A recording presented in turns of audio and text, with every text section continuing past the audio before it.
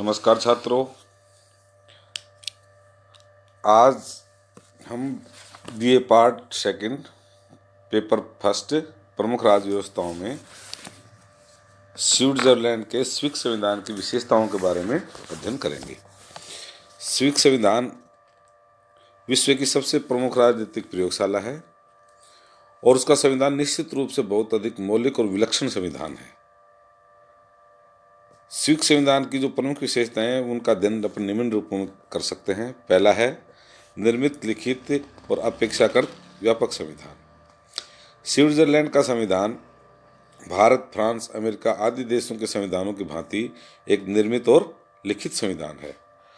1848 में निर्मित संविधान जो स्विट्जरलैंड में 1998 तक लागू था, यह निर्मित, लिखित और व्यापक संविधान था।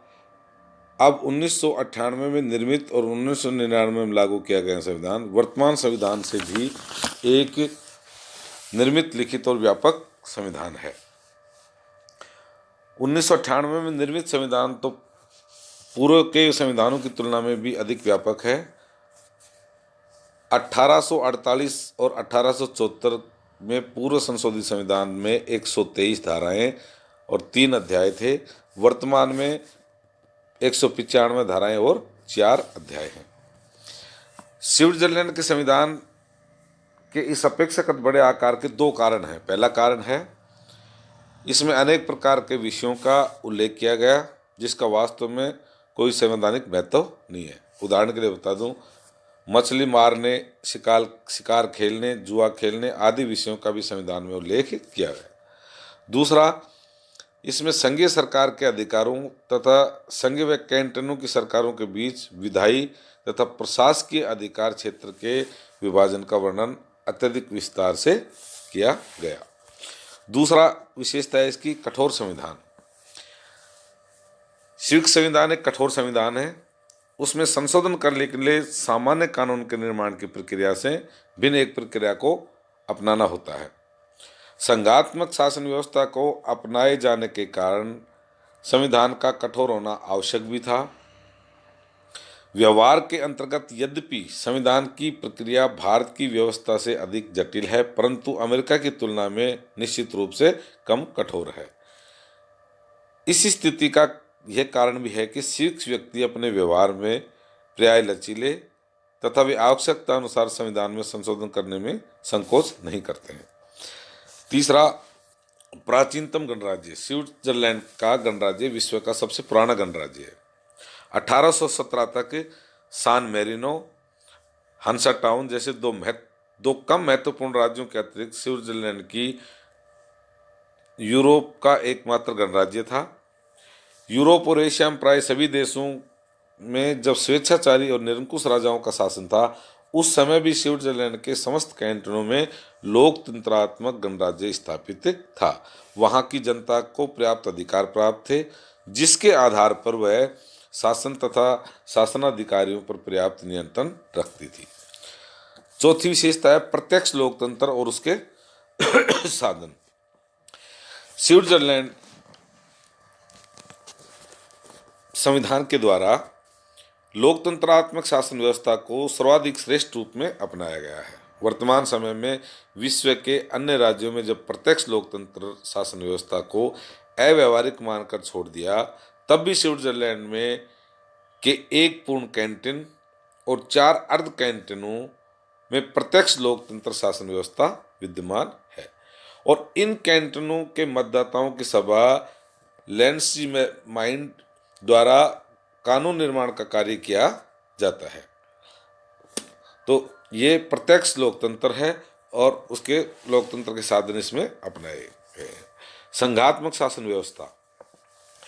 यद्यपि संविधान में स्विट्जरलैंड को एक राज्य मंडल कहा गया है, किंतु वास्तव में स्विट्जरलैंड एक राज्य मंडल न होकर संघ राज्य है।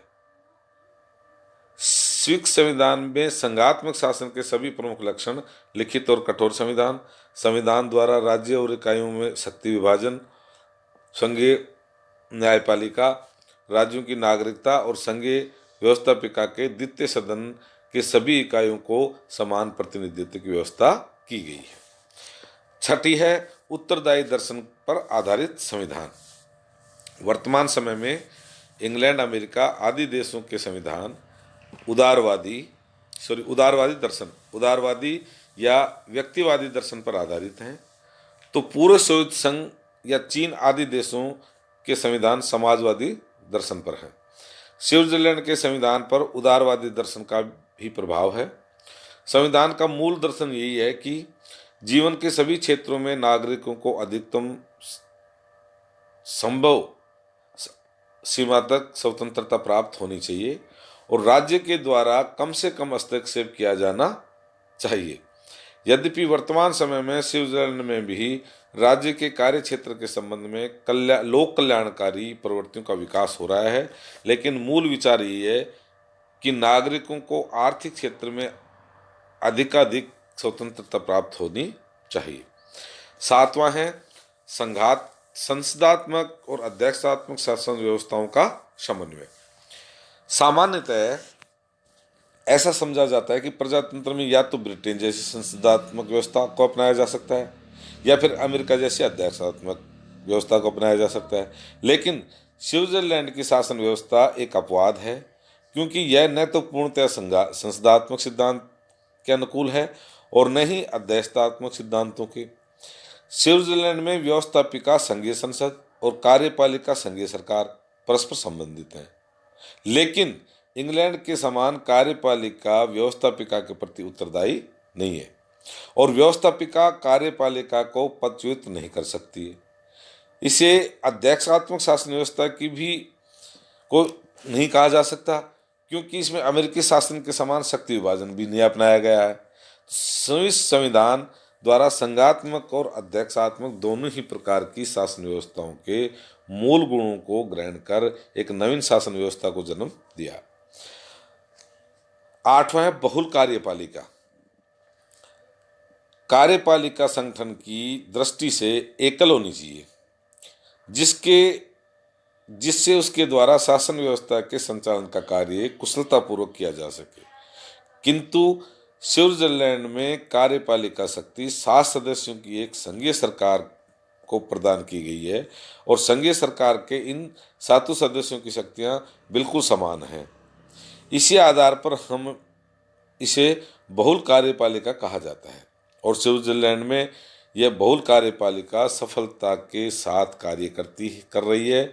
इस प्रकार की बहुल कार्यपालिका का एकमात्र अन्य उदाहरण पूर्व सोवियत संघ प्रेसिडियम थी, लेकिन पूर्व सोवियत संघ और स्विट्जरलैंड की शासन व्यवस्था में आधारभूत अंतर है। बहुल कार्यपालिका इस बात की प्रतीक है कि स्विट्जरलैंड में प्रजातंत्रीय भावना बहुत गहरी उतरी हुई है। 9वीं विशेषता है औपचारिक अधिकार पत्र तथा अत्यधिक व्यापक रूप में मौलिक अधिकारों की व्यवस्था। स्विट्जरलैंड के नागरिकों को पूर्व के संविधान 1848 के संविधान में भी मूल अधिकार प्राप्त थे, किंतु 1848 के संविधान में औपचारिक अधिकार पत्र का अभाव था। लेकिन अप्रैल 1999 में लागू वर्तमान संविधान में न केवल एक अधिकार पत्र है, वरन इस अधिकार पत्र में पहले की तुलना में और विश्व के अन्य किसी भी संविधान की तुलना में बहुत अधिक व्यापक रूप से मूल अधिकारों का वर्णन किया गया। संविधान के अनुच्छेद 7 से लेकर 36 तक मूल अधिकारों का उल्लेख किया गया और मूल अधिकारों से संबंधित प्रथम अनुच्छेद का उद्देश्य अनुच्छेद 7 में यह कहा गया है कि मानव गरिमा का सम्मान किया जाएगा तथा रक्षा की जाएगी। यह मूल अधिकारों का उद्देश्य है तथा व्यवहार में नागरिकों को वे सभी अधिकार नागरिक, सामाजिक, शैक्षणिक, आर्थिक और राजनीतिक दिए गए हैं जो व्यक्ति के लिए गौरवपूर्ण जीवन व्यतीत करने के लिए आवश्यक समझे जा सकते हैं। अनुच्छेद 35 में मूल अधिकारों की वास्तविक रूप से प्राप्ति के लिए कुछ व्यवस्थाएं की गई हैं और अनुच्छेद 36 में मूल अधिकारों की सीमाएं निर्धारित की गई हैं। संविधान में ही मूल अधिकारों की सीमाएं इस उद्देश्य से निर्धारित की गई कि मूल अधिकार शासन के मनमाने हस्तक्षेप से मुक्त रहें तथा मुक्तमेबाजी की स्थिति में वे कम से कम पैदा हों। और 10वीं विशेषता है धर्मनिरपेक्ष राज्य। संयुक्त संविधान के द्वारा एक धर्मनिरपेक्ष राज्य की स्थापना की गई। संविधान के अनुच्छेदों सर्वाधिक प्रमुख रूप से अनुच्छेद 15 में धर्मनिरपेक्षता का एक स्वरूप पूर्णतः स्पष्ट किया हो जाता है। अनुच्छेद 15 सभी नागरिकों को धर्म और स्वतंत्रता प्रदान करता है तथा इस अनुच्छेद में 4 धाराएं हैं। 11वां है संघीय क्षेत्र में न्यायिक पुनरावलोकन का अभाव। संघात्मक शासन व्यवस्था में सामान्यतः ऐसा समझा जाता है कि संघीय न्यायपालिका को भी संविधान की व्याख्या करने तथा रक्षा करने का अधिकार प्राप्त होना चाहिए। इसका तात्पर्य यह है कि संघीय न्यायपालिका संघीय और इकाइयों की व्यवस्थापिकाओं द्वारा निर्मित कानूनों को संवैधानिकता की जांच करे और यदि वह अपने संविधान के प्रतिकूल समझती हैं तो उनको अवैध घोषित कर दे। इसी को न्यायिक पुनरावलोकन का अधिकार कहा जाता है। लेकिन स्विट्जरलैंड की संघीय न्यायपालिका को न्यायिक पुनरावलोकन का अधिकार आंशिक रूप से ही प्राप्त है। यहाँ पर सर्वोच्च न्यायालय, जिसे 1998 में निर्मित संविधान के अंतर्गत संघीय सर्वोच्च न्यायालय का नाम दिया गया, कैंटनों के कानूनों तथा प्रशासनिक कार्यों को तो अवैध घोषित कर सकता है, परंतु संघीय कानूनों और प्रशासनिक आदेशों के संबंध में उसे ऐसा अधिकार नहीं है। और 12वीं है बहुभाषी राज्य। सामान्यतः विविध भाषाओं वाले देश में भी किसी एक भाषा को राजभाषा के स्तर प्रदान किया जाता है। इसके पीछे भावना ये होती है कि किसी एक ही भाषा को राजकाज की भाषा के रूप में अपनाकर राष्ट्रीय एकता के लक्ष्य को अधिक अच्छे रूप में प्राप्त किया जा सके। लेकिन स्विट्जरलैंड में भाषाई विविधता की समस्या को एक दूसरे रूप में हल किया गया। स्विट्जरलैंड में लगभग 75% लोग तो जर्मन हैं, 20% फ्रेंच है और 5% इटालियन भाषाई हैं। इसके अतिरिक्त 1% व्यक्ति रोमांस नामक एक भाषा का प्रयोग करते हैं। तो स्विट्जरलैंड में प्रारंभ से ही समस्त राजकार्य जर्मन, फ्रेंच और इटालियन तीनों भाषाओं में होता है। 1928 में संवैधानिक संशोधन के से रोमांस नामक इस भाषा को भी राजभाषा मान लिया गया और 98 में जो निर्मित संविधान है उसमें स्विट्जरलैंड की पहले से चली आ रही बहुभाषाई राज्य की स्थिति को बनाए रखा गया है और इस प्रकार स्विट्जरलैंड बहुभाषाई राज्य है। और 13वां और अंतिम है प्रशासनिक कानून पर आधारित न्यायपालिका। स्विट्जरलैंड में इंग्लैंड की विधि के शासन की व्यवस्था को नहीं बल्कि यूरोपीय महाद्वीप के अन्य देशों की प्रशासकीय कानून की व्यवस्था को अपनाया गया, जिसके अंतर्गत जनसाधारण तथा प्रशासनिक कर्मचारियों के लिए पृथक पृथक न्यायालय होते हैं।